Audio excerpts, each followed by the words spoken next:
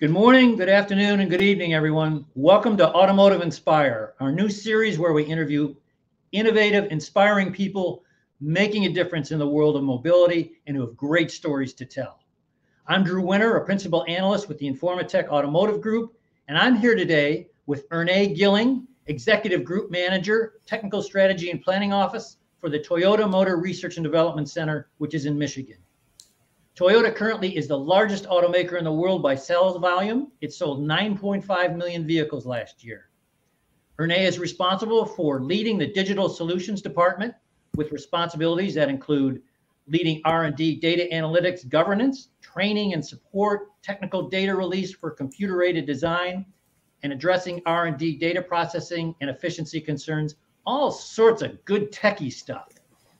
Outside of work, she served on the 2016 Toyota's Women's Leadership Forum Committee as co-chair for leadership and education and won the Distinguished Award for Program of the Year with her Simplify Your Life with Apps event.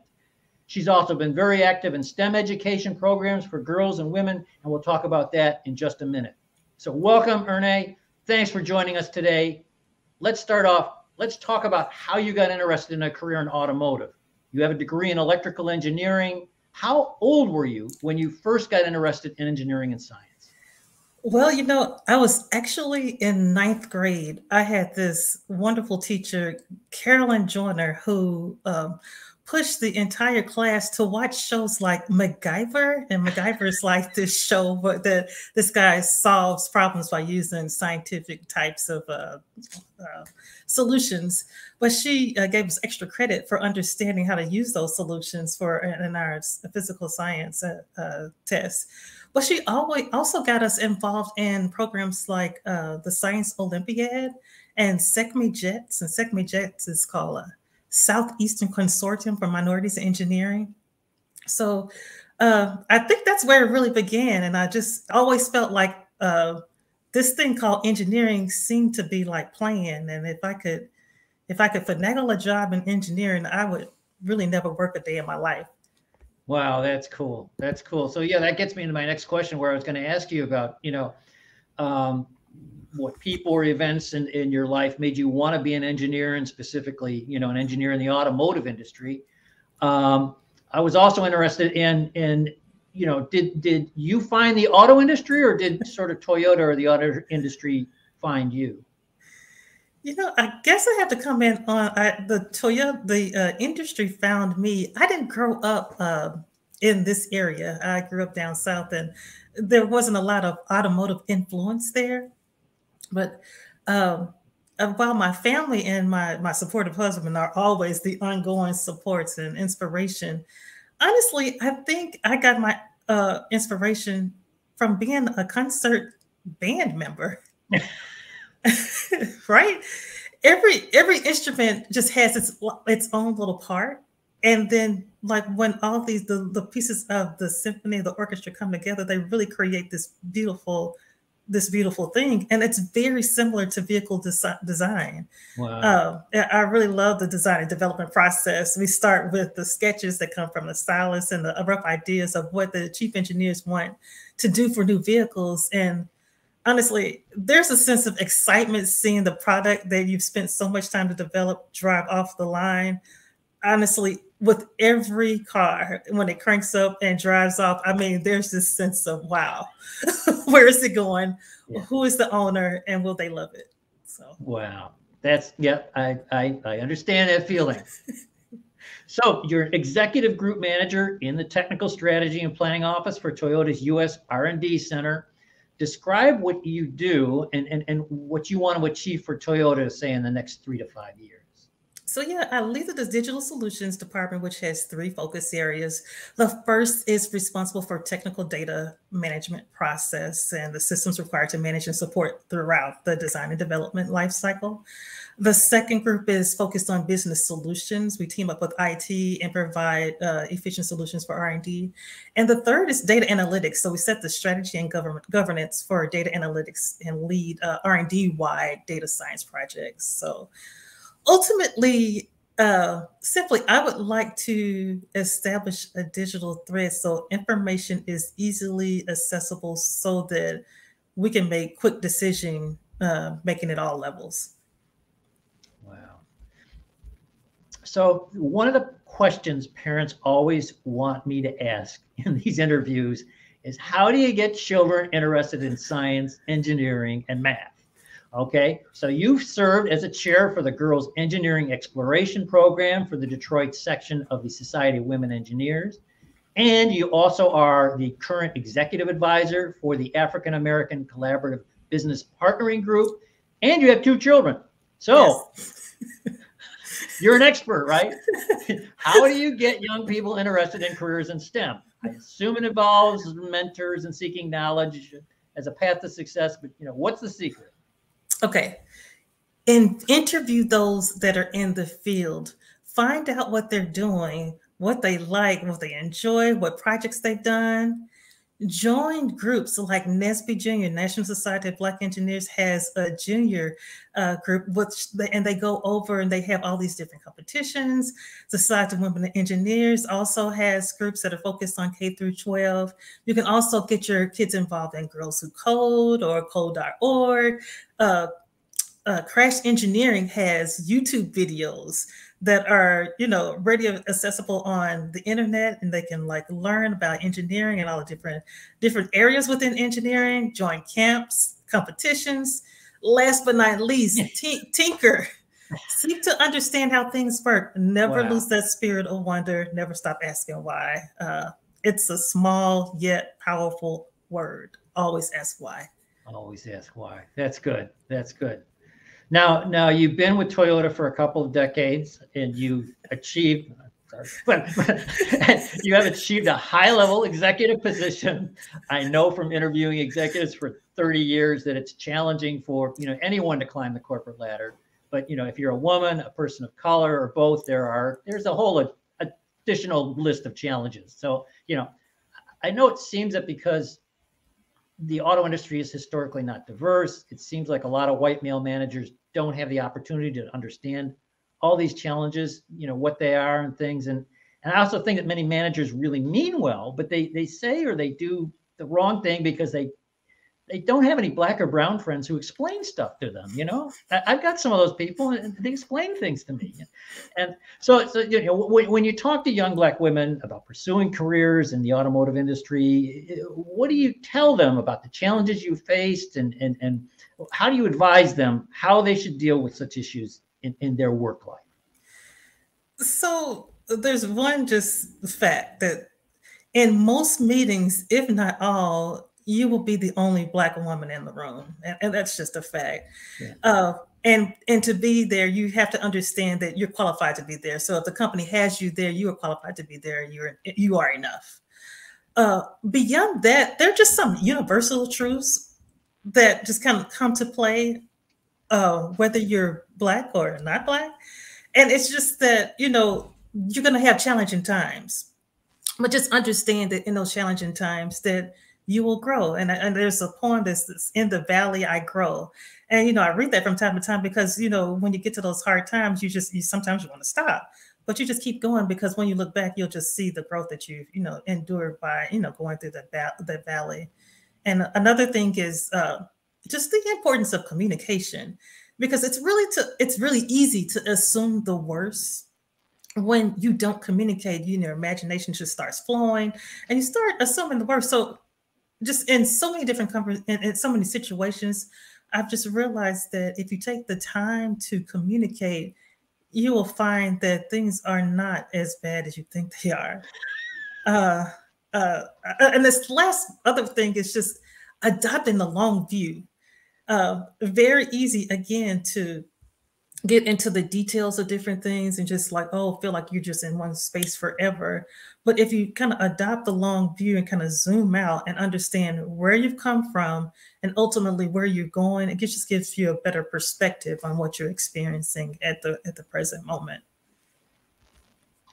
Okay, and this kind of leads into the next question I wanted to ask you, is because, one of the things I've learned, especially from doing these Auto Inspire interviews over the past few months, is that some of the most uncomfortable moments women and people of color have in the workplace are caused by people just being clueless. They're just totally clueless. So, as a public service, can you give us a couple of examples of compliments that have gone terribly wrong?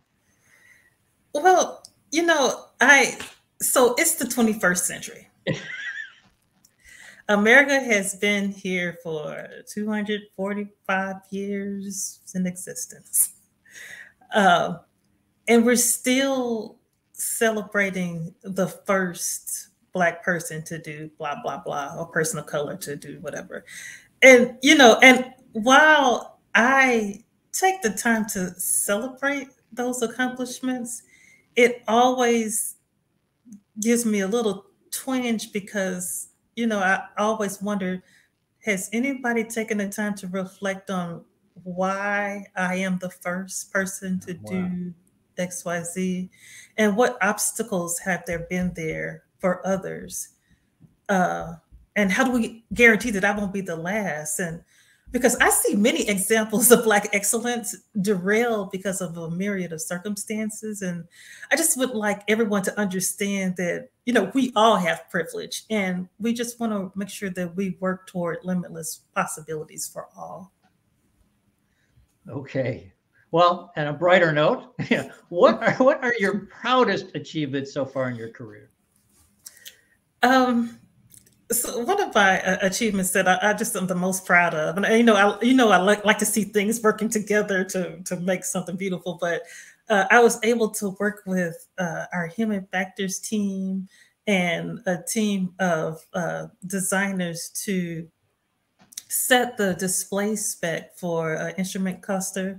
It was the first display in a Toyota vehicle, and many of the design features were adopted across Toyota vehicles and even some Lexus products. And it was just really neat. It was definitely not an easy feat because there's always this, the spec standards cannot be set, here in the States. But that's not true. And we were able to accomplish that. And I look in every Toyota vehicle that I look at, I always look to see the display, look see the different features that we created and think about the stories that the conversations that we had towards designing and developing that part. I think that was one of my most proud achievements so far.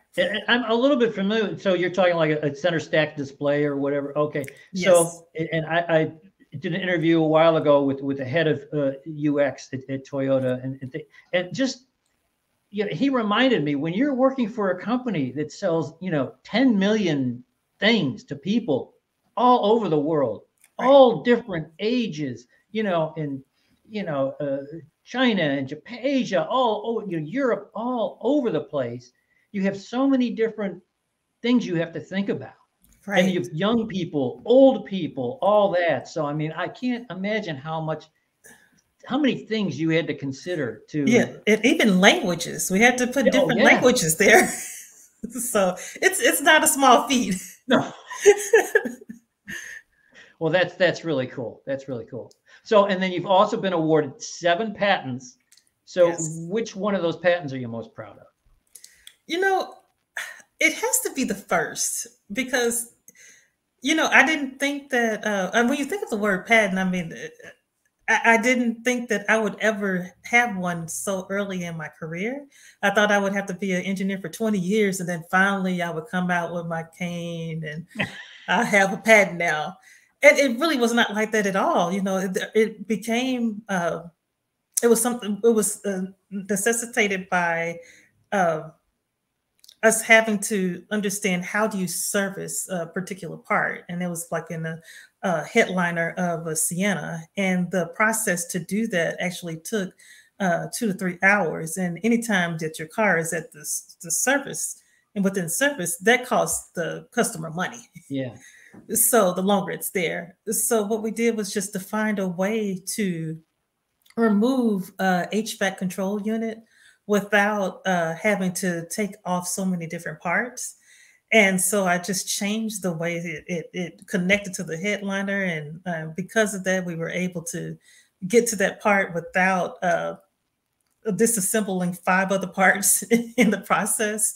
And I didn't really know at the time that it was going to be something that could be patented, but when we submitted it and it came back that was it could be patented. You know, you can't. That also, I guess, that is also a proud achievement. Also, well, again, because people who aren't, you know, intimately familiar with, you know, designing cars and manufacturing them, they don't realize, you know, it's really complex to put them together, but then you have to design these parts to be able to take apart for repairs and stuff. And that's a whole nother angle. It's really important to the consumer. They don't think about it, but it's really important. Then it saves them money and everything. So that's very cool. So we've got a couple more minutes. You want to talk about your second patent you're most proud of? Oh gosh, let's see. What other patents? I think that one of the other patents is it involves the way that information is communicated to a display and being able to use buttons for multiple purposes. And that also was one that, you know, where we had talked about it a lot, but we didn't really realize that it was something that we could actually patent. And it actually makes it very easy for members to, our customers, to change information within a display, and the display be kind of a limited size, which we're able to redefine the buttons within the display. So that one was also really neat, and we were able to that cross-functional team that actually put out the display. That was another one where we all were able to get a patent out of the design. Well, that's neat.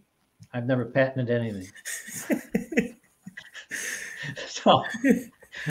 What can the automotive industry as a whole do better to recruit talented and diverse graduates? I would say rediscover historically Black colleges and universities.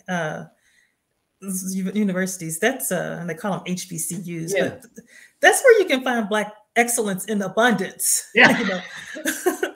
I graduated from the University of Tennessee in Chattanooga, and there was only 2 people, a Black guy and myself. Yeah. But and also institute yearly mandatory diversity and inclusion seminars for people leaders.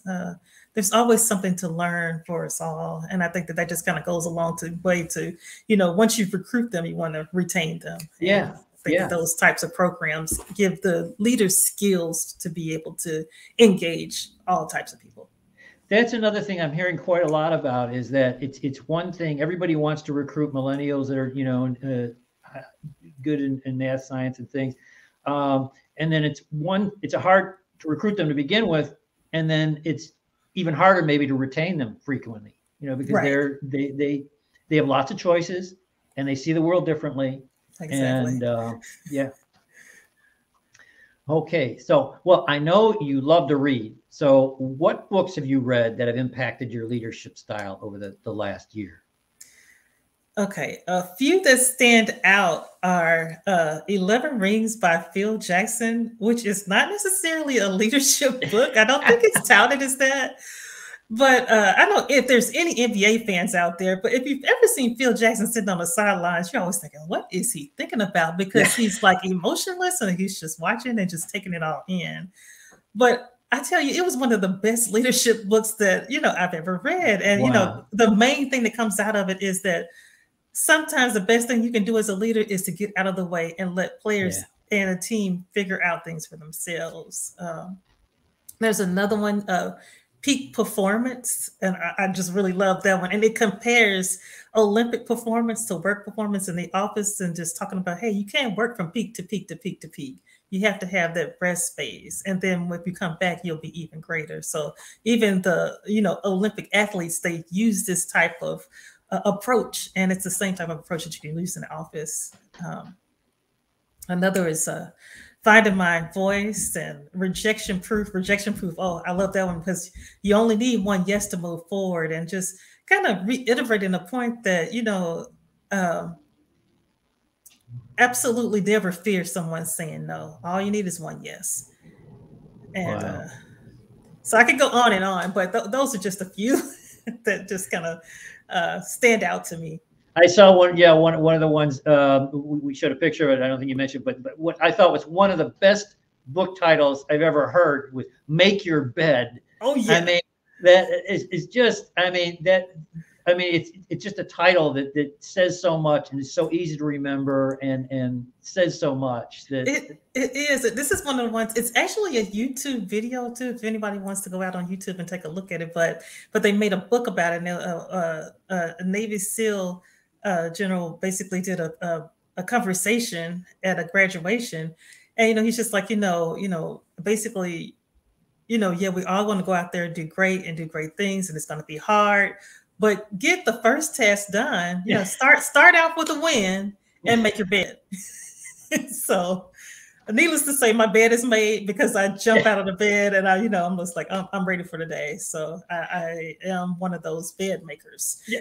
Well, I tell you, and I haven't read the book, but I think about it every day when I can make my bed, because I just think that just that one phrase that he talks about it gets you at least you accomplish something for the day. Right. And on days when that look pretty bleak, you got to win. You got to win already.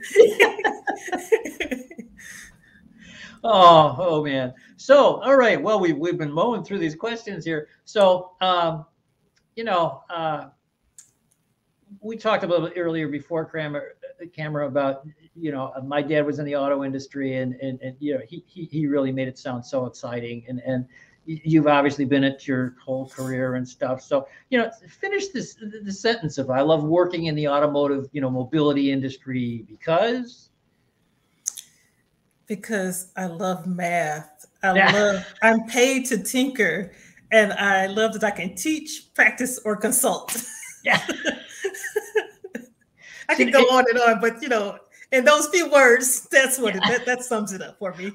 Well, and this is so great for the way the industry is evolving now, because the answer to that question used to be, well, I love cars, and all this, and and people talk about, really how they love the cars or the building or whatever. I think that is such an interesting answer now, and it's so encouraging, when you say you love the auto because you love math. Well, we're talking now about software-defined vehicles, right? I mean, right.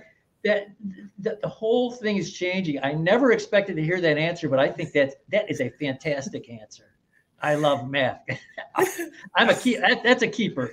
There's, in my world, there's only two real truths: math and God. Everything else is great. Okay. Wow, this has been like the fastest 25 minutes of my life. It's been really great, really fun talking to you. So, I think we're just about out of time. If you wanted to, sum up with anything, or this is you've kind of had a great zinger at the end already, I think. Well, I just want to take the time to say thanks. Like, this has been really fun, and just basically talking about the world as I see it. And definitely, I hope to inspire any of those that are coming behind me along the way.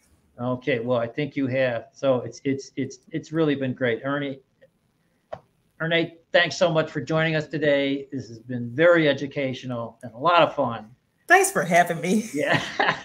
So before I go now, I have to tell everyone, I'm supposed to tell everyone, if you're in Europe, put September 13th in your diary for Auto Tech Week Europe, our virtual conference with Europe focused content, and put November 15th on your calendar, because that's our mega event combining the former TU Automotive Detroit conference with the Ward's Auto Interiors and UX conferences, and all the winning automotive teams representing the Ward's 10 Best Interiors and 10 Best UX. They're going to be there, so you should be there too. So thanks again, Earnée, and thanks again, everybody, for joining us, and we'll still see you all soon. Thank you.